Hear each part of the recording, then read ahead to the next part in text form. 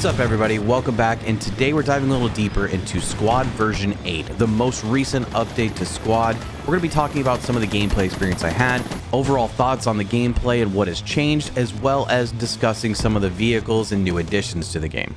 But before we do, if you haven't already, hit the subscribe button, leave a like, and drop a comment down below with your thoughts on the update. Is there anything that stands out to you that you're enjoying? And let's get to it. So in the last video, I covered a lot about the patch notes and what was coming in the update. So today I want to discuss more about how it feels, how it operates, what stood out to me. So after updating my game, the first thing I did is I went to the training range just to check out a few things. And the first thing I really wanted to see was the new Mortar Carrier. This new vehicle is the M1064A3, which is a variant of the M113A3 APC added to Squad. At the moment, you'll find this vehicle added to the US mechanized and support units along with the TLF support unit. And I'll say this thing is a monster. It's not just a standard emplacement mortar strapped to a vehicle. This is different.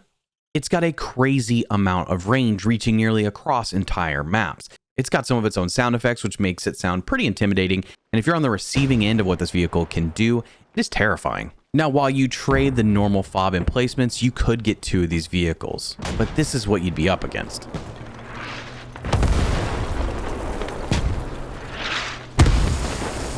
Now, of course, you do have a 50 caliber machine gun on top, but sitting in the mortar seat, you have a lot of information presented to you in a very engaging kind of way. And I thought this was a really nice way to display the information for the specific vehicle and position. Ultimately, I think this is going to be a very significant vehicle to have in the arsenal of both the factions that it's applied to currently.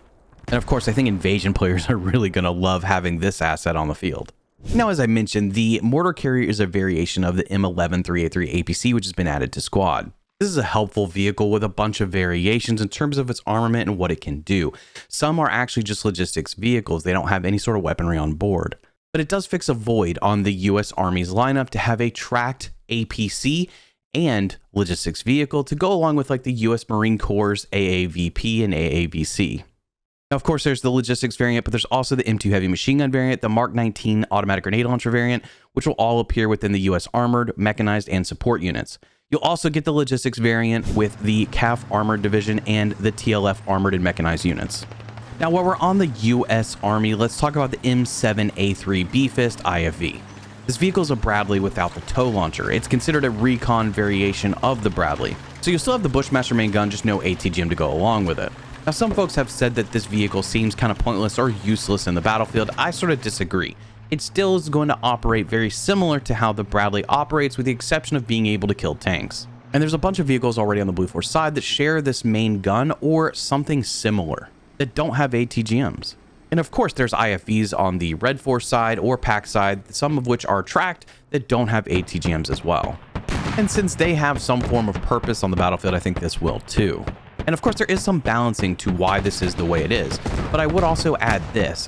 The fact that this thing has some sort of recon element to it and has sensors that they mention in the patch notes, I'm wondering if we're expected to see something down the road, because currently there are no real features to this that stand out beyond the Bradley, specifically when it comes to some sort of optics or sensors. So could this be a placeholder for something down the road? And I would say maybe, because they did discuss some aspects of active protection systems for vehicles in the dev blog featuring virus.exe, which is one of the OWI devs. But that's just a theory as to why they have added sensors to this vehicle that don't currently function, is maybe we're going to see something down the road added. Now, one of the last bigger additions to the US Army and USMC for that matter is the Mark 19 vehicle variants. So you'll see Humvees and MATVs with Mark 19s mounted on them. You'll also see a boat for the USMC and the amphibious assault unit with a Mark 19 mounted on that. I think the Mark 19 light vehicles are going to be really fun to drive through urban areas. Anywhere you can shoot it, get a little bit of backsplash on some infantry roaming through some buildings or tight streets, it's going to be pretty effective. And I have to admit, this thing sounds pretty cool in full auto. Now, of course, we get a new helicopter for the TLF with the UH-60 reskinned for that faction. Now, keep in mind, something that came out of the patch notes that has been a little bit fuzzy for some folks is that while the TLF did get some hat kits, they are specific to the air assault unit. Whereas other conventional factions are going to see an increase in the heavy anti-tank role for the light infantry and air assault units. Next up, we should talk about the Russian ground forces, which saw arguably the most updates with regards to vehicles. We'll start with the T90A, the new main battle tank introduced to the faction. It's going to have similar armament to the T72B3, and it's going to look relatively similar with some distinctive differences. It's also going to sound different from the T72.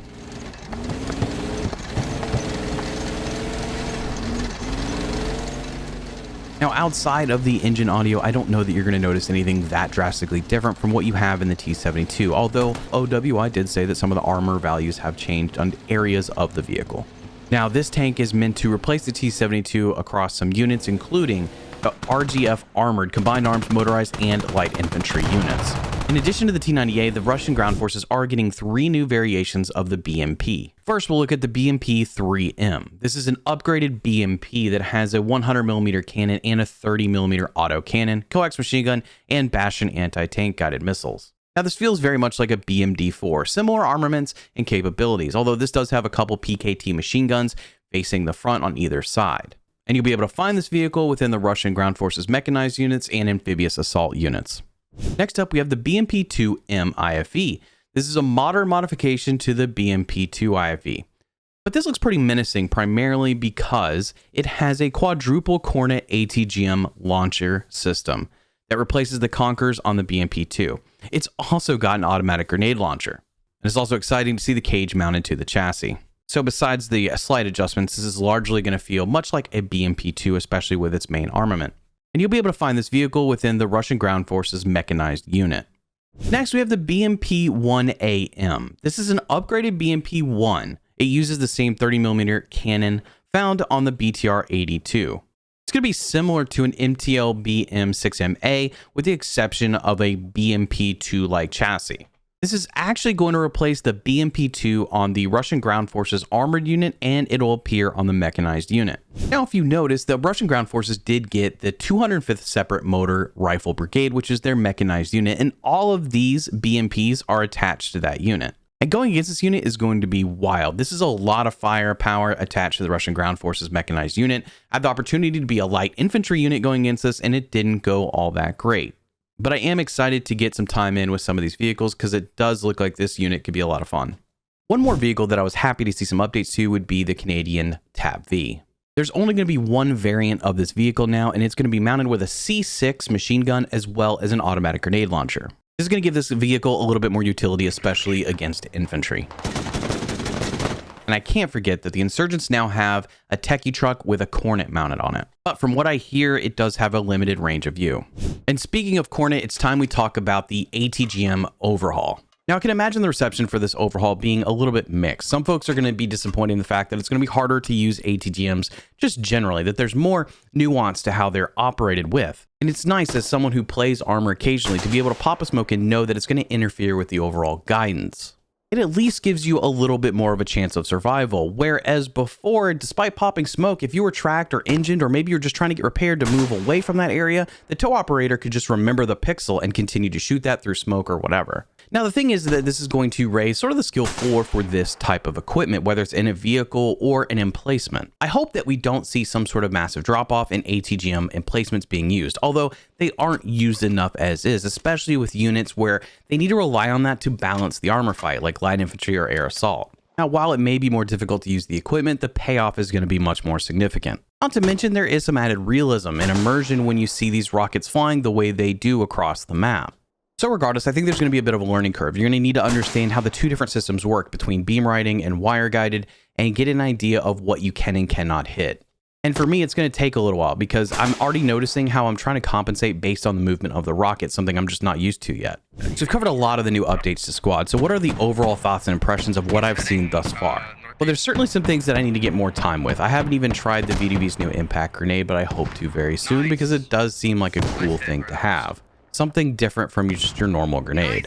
Along with the Russian ground forces vehicles, I haven't had a chance to really experience those beyond seeing them on the field, working against them, or just playing with them in Jensen's. But something I did notice within the first couple rounds is there are some changes to sound effects, and it's pretty cool. I mean, artillery from the commander sounds different. It's got a different type of whistle as the artillery shell is coming down to the ground. There are other sound adjustments. I can't nail them all down, but I will say the added engine sounds of like the T90A or the M11 have added a little bit more density to the battlefield. At one point, we were taking on a bunch of M11s, all rushing towards and past the hab we set up, and it was just chaos. The same thing happened when we had the Russian Ground Forces mechanized unit rolling up onto a position we were trying to hold and just obliterating us with a variety of vehicles. Squad can be such an immersive game. It's really cool to see when OWI makes some tweaks to it to just add a little bit more variety and density, especially to the sound effects. And all these vehicles seem to add a layer of fun to the game. It's a nice little refresh to have some new Russian Ground Force vehicles. It's nice to see some other stuff added for the US Army, two factions that are often played. And having something like the Mortar Carrier that's just sort of different is kind of interesting, right? It gives conventional factions a way of indirect fire in a vehicle, especially when you need something like that to go against something like a Grad.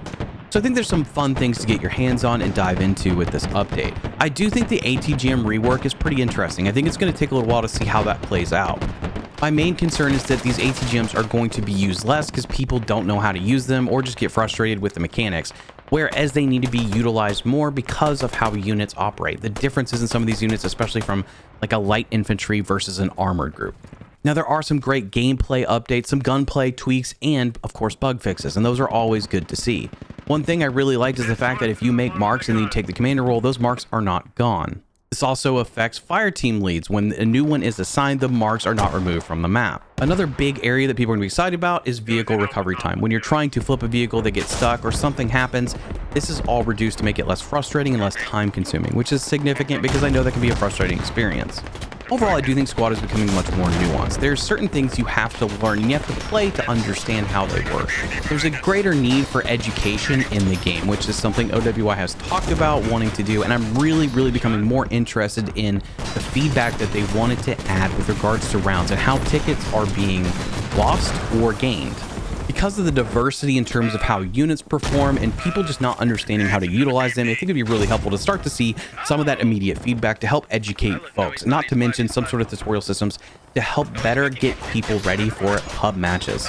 And hopefully if there is that feedback system with regards to letting you know what tickets you lost for the team, there would be some better accountability to some degree over what people are doing. And hopefully that gives some education to folks who actually want to perform at a higher level. But I've had a bunch of fun with Squad V8 so far. I have plenty more games I need to play to continue to check out all of the changes, especially gunplay changes. I think the PLA guns are operating a little better, so I'm excited to see what else there is. So if you haven't already, please hit the subscribe button, leave a like, drop a comment down below with your favorite thing from this update, and I'll see you next time.